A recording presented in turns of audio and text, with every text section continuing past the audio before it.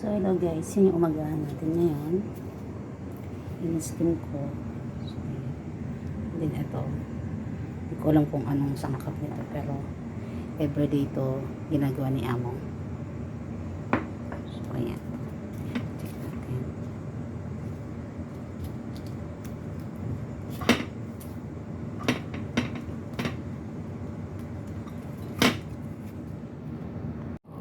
So ito.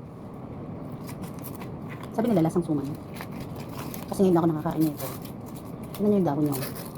Hindi siya dahon ng saging o dahon ng niyog. Hindi. Iba yung pinagbalutan natin. Check natin. May kulay yellow. Ay, may palaman. Palaman sa loob. May munggo. Tapos,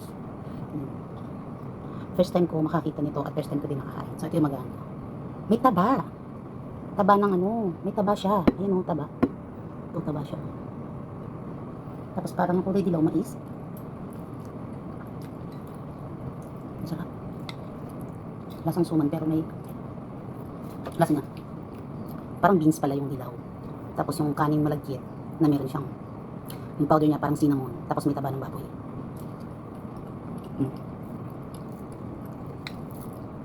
Lagyan natin siya ng sili. Oo, sili. Kakunti na. So ayan, tingnan natin. Nilagyan akong sili. May itlog na pula din siya kasama. Masarap sa pag may sili.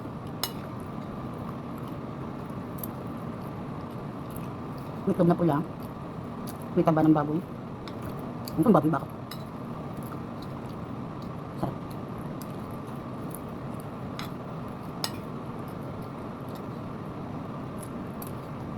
Ito natin siya ng beef. At yung matira kong ulam kagabi. Okay, kain tayo.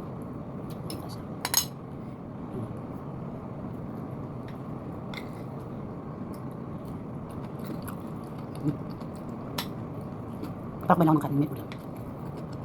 Yung malagkit niya. Hindi to dun sa atin na may lasang alat, tsaka gata. Niyog, yung coconut milk. Hindi ganun yung lasa niya. Medyo may pagkamatabang. So tayo kasi tayo sa may lasa.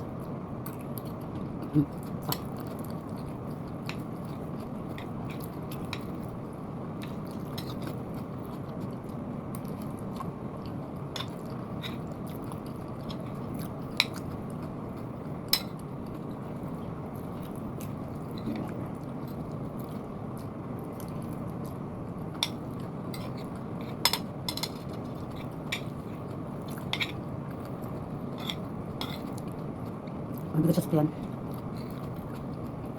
Parang kumakain ng ano yun yung matang kanin na may munggo na may taba ng baboy. Tumakat man siya.